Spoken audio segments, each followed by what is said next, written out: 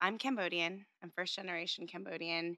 And my grandparents, they're as Cambodian as can be. Like my grandpa, he was a general in the military, and he was Vietnamese born, Cambodian raised, and my grandmother was her grandfather was a French diplomat, and she has no idea what her bloodline is. She's like, my grandpa was this really short French man, and my grandmother was this really beautiful Filipino woman, and so now somehow we're Cambodian, Yeah. you know.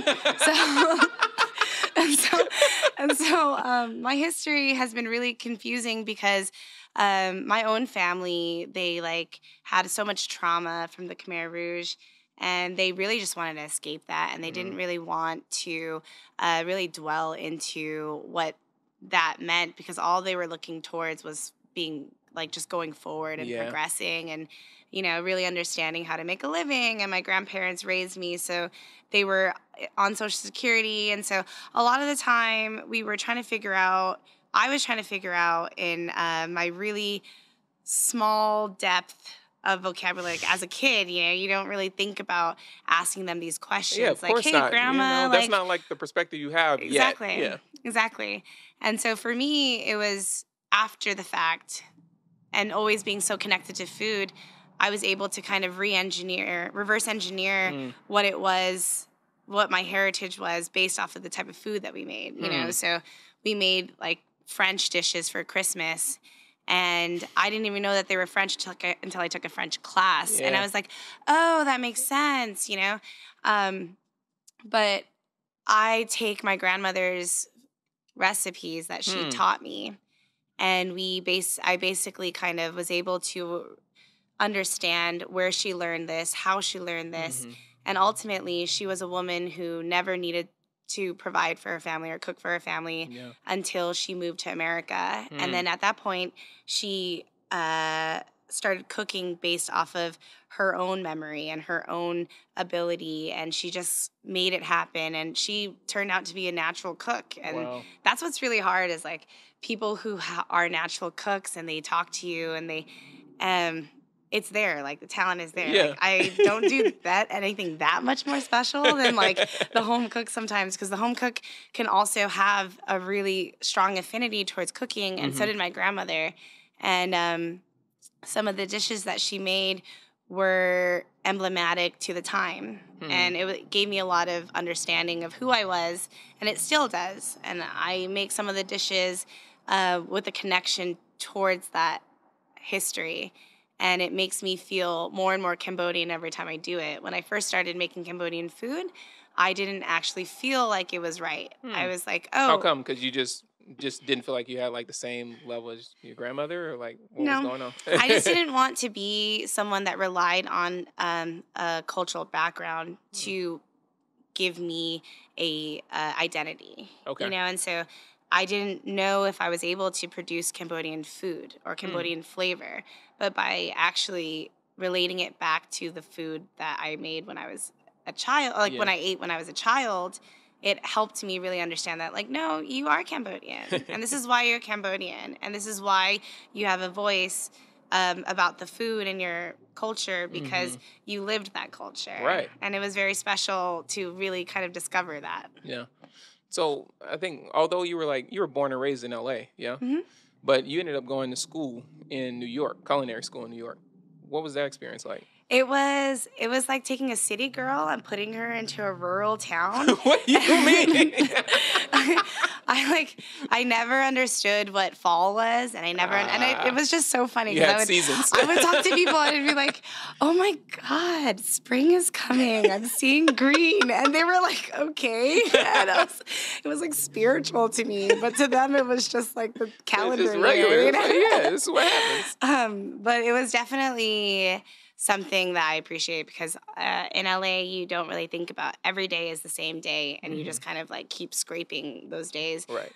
But when you're in a seasonal calendar, your life changes so much. Like, for the first time, I discovered why you have to blow your nose before you leave your house, because I would walk to class and I had like a stuffy nose.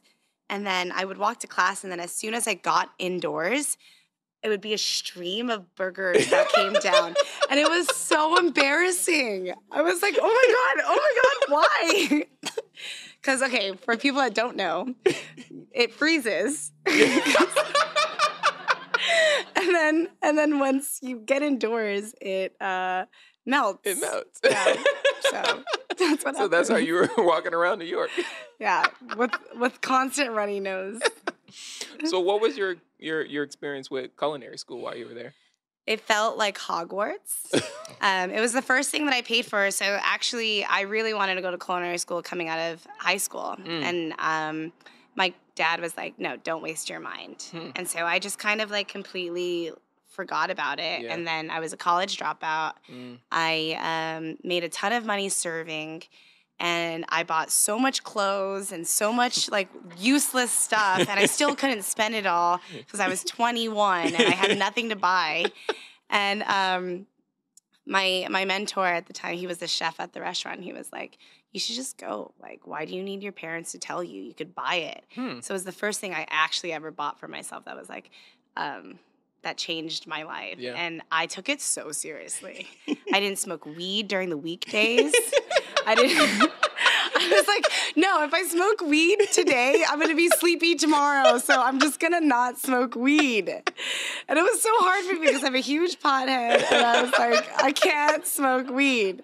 I didn't drink. I slept at 10 o'clock every night. And everyone who knows me knows that that's impossible. I was going to say, like, you don't, No. Yeah, you don't, that's early. I did my bed every day. And so to me, it was like, it was a really important moment in my life to show me myself that I wanted this. And every single step of the way has been fortuitous towards this very moment, you know? And like, I feel like my education was a big part of it. I took it so seriously. I had no friends. And I was a librarian. What? And I sounds like a different person. Sometimes I wish I could be that person again, you know? Like, who would I be if I was that same person? But I'm not. But when I was at culinary school, I really took it seriously, and I just loved it every step of the way. What was your intent? Like, was your intent coming out of that, like, you were going to be a chef, you were going to have a restaurant? Like, no. Okay, what was Oh my God. What was the deal? I actually never wanted to have a restaurant. Huh. I felt like I didn't want, because in culinary school, that's all they prime you for. They're like, you're going to be a chef, you're going to have a restaurant. And I was like, that's not the life I want. Like, I don't want to have a restaurant. And so I actually tried to go into like school lunch programs, or I actually tried to join the airline like food program. Yeah. But all of them, they didn't really support new talent. Like I would try to figure out like, hey, how do I work within a budget and empower like the school system? Yeah. And the woman who was leading the industry, she was like, "You're not ready for it. You're like, you don't get it. It's really hard, and I don't think you've got it." So I was like, okay. And so I was so turned off by it. And the airline program as well, like I tried to look and apply, and they were just like, they had a really kind of systematic way of creating their program, and I didn't really feel like it was something where I could renovate or like influence and like really change it. So then I went into cooking and went into restaurants, and I took it really, really seriously. And so now I see a different side of restaurants that I do than I did before. And now I understand that, like, it's a culture hub. Like, restaurants kind of provide a culture. For sure. And I think that that's something that I kind of lead with every time I think about hospitality and restaurants in general. It's like we are definitely a culture force that can provide for a group of people. And that was even more so during COVID. Well, yeah. Tell me, so how do you go from New York to Portland, right? Because, like, you know, my connection to you is, like, I know you from the restaurant off of North MLK, Revelry, right? So how did you get here? Classic story where you follow a boy. No, I was in New York and I had a long distance relationship with a guy that lived in Michigan. And he was finishing his master's program. I can't believe he even gets a segment in this freaking. You know, we can just speed through it. We can speed through it. You can just say it was a boy, and then I went to the restaurant. It was a boy, and he landed a job at Amazon. So I went with him to Seattle, and I Googled best restaurant in Seattle, and Revelry was one of them. So then I ended up, I ate there, and I was like, "Excuse me, can I work here? Like I'm searching around for jobs, and I want to work here."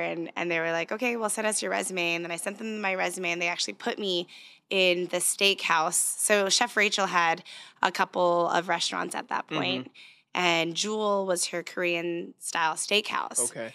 And it was her baby, and she like tested the limits there, and so she used me for that location. So I worked. That was my first restaurant job, and she's still my mentor. And yeah, that's what got me to the West Coast again. Yeah, that's awesome. You know, I mean, we talked about it a little like in the green room, but you know, just in case that chicken happens to make its way back somewhere, you can just let me know where to go. Yeah. It's for a special select group of people, but it's not for sale. It's not for sale. It's not for sale. So, you know, a lot has changed as COVID's happened. A lot has changed in your concepts and ideas. What was going through your head as COVID was happening? You're in a restaurant. You're a chef. What are you thinking? I mean, you're constantly always fighting for a sense of security as a chef, or even as like a industry worker. Like I feel there's really no trajectory for what you're doing, and it's hard when you have a vision and you don't want to compromise anything, and you're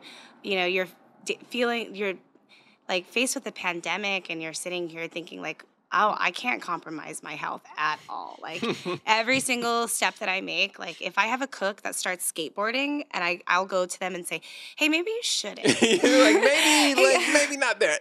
Maybe you should really think about your future and not risk it, you know? And so I always think about that. And so with the pandemic, I really wanted to make sure that I had complete control, you know? And so I wanted to make sure that I was in charge of my surroundings. I was in charge with my time. And I was in charge with the people that were around me, for sure. Yeah. But that's just like, you know, every chef's mentality, I feel. Like you always want control over, you know, your output, your delivery, your staff. And so it's just, there's a lot that you can put on the line without it.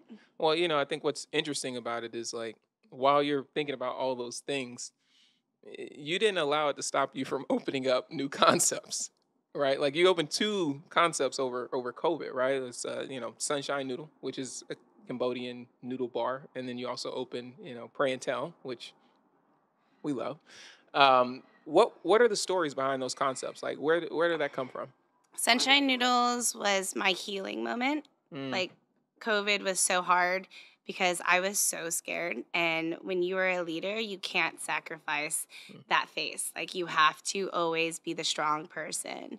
And for me, Sunshine Noodles was the retelling of my childhood. You know, our most popular dish I created when I was 12. What? I watched a lot of TV when I was younger, and I snacked a lot. And but my grandparents. You're not alone. We all snack. We still snack. But my grandparents, like, they never snacked. You know, they didn't put things in the cupboard where I was like munching all the time. So I got so sick of eating instant ramen. So I created this dish where I took hoisin sauce, the dry package of the instant ramen, and made a dry noodle. And then it was so good. I ate it for 3 years, like nonstop. That was my go-to, and I didn't change it. And so I made it for Sunshine Noodles, and it's pretty rudimentary form too. It wasn't like elevated form Yeah. of that dish. Yeah. It was literally, Diane, you know why you like this dish. So I made it, and everyone loves it. And so it's like, you know, it was stuff like that where I went through a lot of burnout too when I was at Revelry. It was really hard for me to really be creative because I was always on a timeline and I was always on a schedule. Yeah. And I had a staff that I feel like I needed to be with all the time. So I went through this period where I wasn't creative and I just felt so sick of myself. And so Sunshine Noodles it's a token of my love to myself, you know? Like I made all these dishes that I didn't make ever, and I was so true to the standard, and I fought back my standard. Right. Because during the burnout, I like gave up a lot of that. Yeah. I just didn't want it. They always say, like, when you have, like, a thing that you do all the time, you need something that's, like, completely, like, just separate from it. Separate pressures, separate. It doesn't have all the expectations. It sounds like that's kind of what you were able to find. Yeah, and I think it was nice to be able to cook Cambodian food for the first time and not make Korean food. I mean, I know Korean food so well. Yeah. But to introduce to people my version of Cambodian food was also another layer of just like, but pray and tell is a whole different story. Pray and tell was a fight against big companies that were trying to like join our industry for no reason. Wait, tell me more. You know, give us some insider information here. So companies, large companies like Reef Kitchens and all that, they would create these brands that were highly marketable and just stretched across the nation. And they were just like really marketable, really like great touch points, but also a way to like, it was well executed too, you know? And so I just didn't really feel like it was emblematic of our voice in Portland or anyone's voice in like a smaller market. Like the food that we cook in Portland is not the same food that we cook in LA. And the same food that we cook in LA is not the same food that we cook in Austin, you know?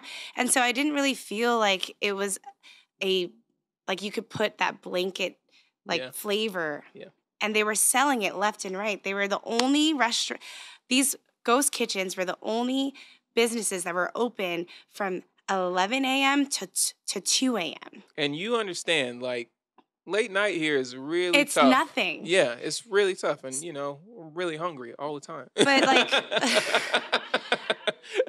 like, food concepts now have to rise above what food concepts were 10 years ago, you know, and this was the standard that they were setting, and they weren't from local chefs and they weren't from local voices.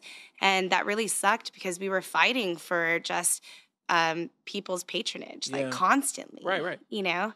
And so when we created Pray and Tell, it was a melding of a bunch of different worlds that wasn't just hospitality. Like we took our branding seriously and we took our ops seriously.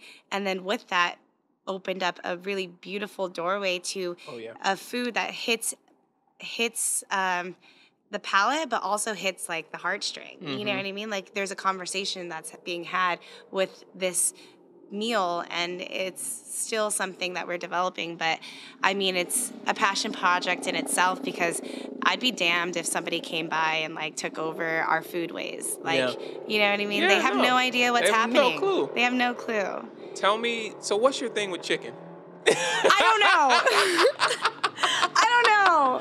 You know, because I really don't. I can make a roast chicken like no other person.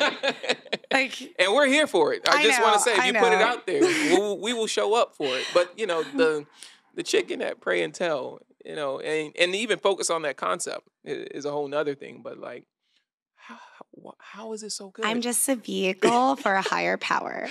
Like chicken wants to be displayed through me.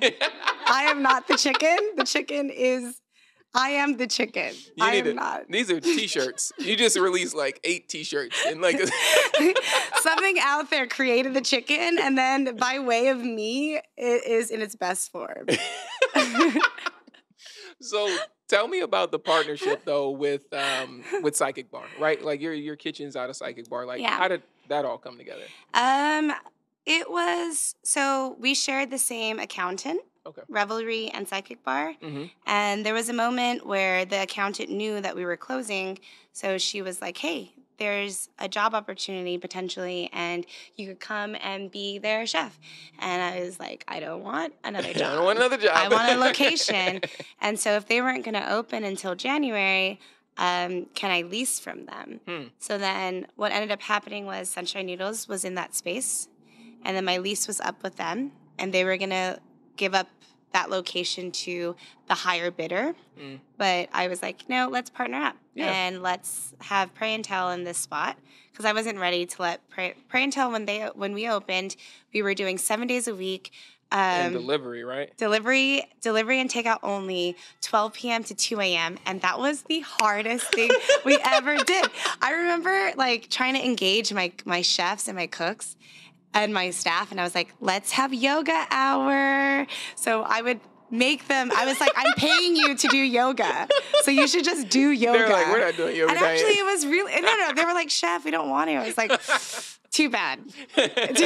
And so we would do yoga for an hour, and, that's how we spent our time. But at the end of our month there, I tested it for a month, 2 a.m., like 1 a.m. to 2 a.m. was popping. Yeah. Like it started to like go off. And I was like, no, I'm not ready. I'm not ready to close. So we put Pray and Tell into Psychic Bar. Despite what a lot of people wanted, like we put it in there. And it's been fortuitous and amazing ever since, but we're ready to kind of have our own identity. So now I'm focusing on just Psychic Bar being Psychic Bar. And then Pray and Tell being Pray and Tell, Sunshine being Sunshine. But, everyone has their steps, right? Yeah. Everyone has their growth periods and all that. So it's basically what ended up happening. Oh, my goodness. One thing beyond food, I think this thing I've realized about you is like there's always this experience. Thanks. I mean, well, thanks. But there's always this experience when, we come to enjoy your food. And like, even you just spoke about it, like staying open till like 2 a.m. and there's always like guest DJs. There's always a vibe. You always have this great energy around you. Like, what inspires you to kind of create more around the food? You think about more than just the food. And it's also like, a lot of my friends, my friend circle, when we go to restaurants in town, we're like, the food's great. But then we're like, where the vibes at? You know what I'm saying? But like with you think about all these things. No, I don't. You don't? Okay, so then how does that happen? Here's how it happens. I feel like I was at an event the other day, and he basically made me schmooze with people. And I was like, I can't just schmooze with people, but if you're going to have me talk to them, I'll talk to them, So it's the same thing with the people that come through. It's like, I genuinely want to get to know my customers. I genuinely am attracted to certain customers. You genuinely come back because you love going there and you love having a place for you to be social and do those things. Yeah. So like the environment and the vibe is always a culmination of the people that are in it, not me. And whenever I go there and I see all my friends and I see all the people that I know, that is the vibe. It's not me. It's not me like waving a wand, just being like, have fun. It's more of like, it's more of like, oh my God, hi, thank you for coming. Let's have a shot, You do that. You definitely do that. But it's like that. It's not like a, pre-plan or something. So I always give the credit to the people around me, because a lot of the times, like, you want to be there, you want to eat there, you want to hang out, you choose to hang out. You have so many options in Portland. It's overwhelming. But at the same time, it's like week after week, I still see the same people that want to be there and contribute to our social scene. And that's basically, the vibe. Yeah. I mean, you do a good job, though. I'm just saying. Maybe you get a wand, too. Yeah, I get a wand to turn on the DJ and to turn on the light. My that's goodness. it. So you've stated before that, being an Asian American is important to the industry, but you also want to make sure it's not something that specifically defines everything you do. Can you expand a bit on that thought? Yeah. Well, I was a cook, and now I'm a chef.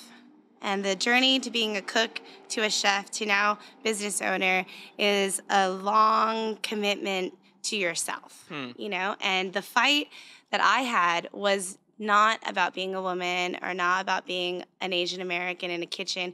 It's about really proving your craft to other people.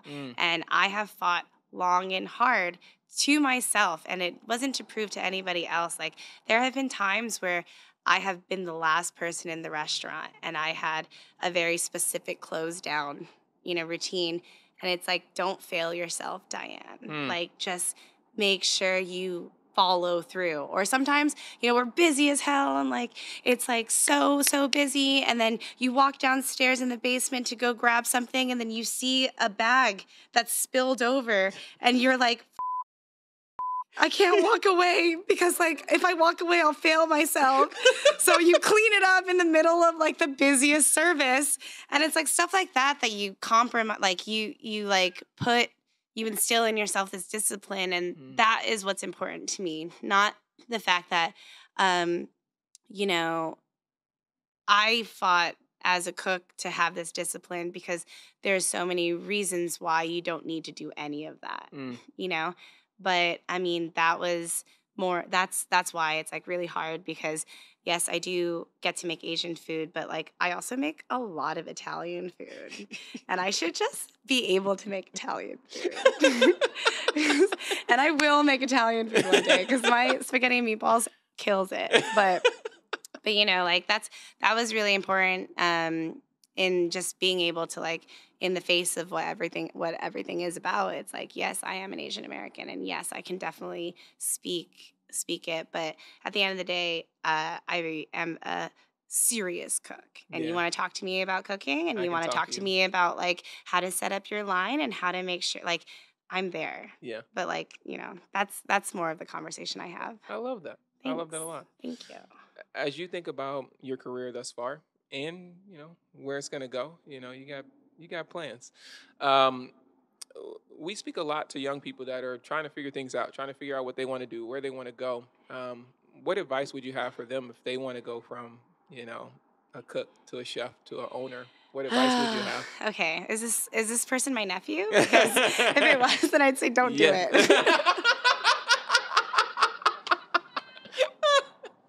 No, I'm just kidding. I'm just kidding. We actually talk about this a lot. He could be a chef.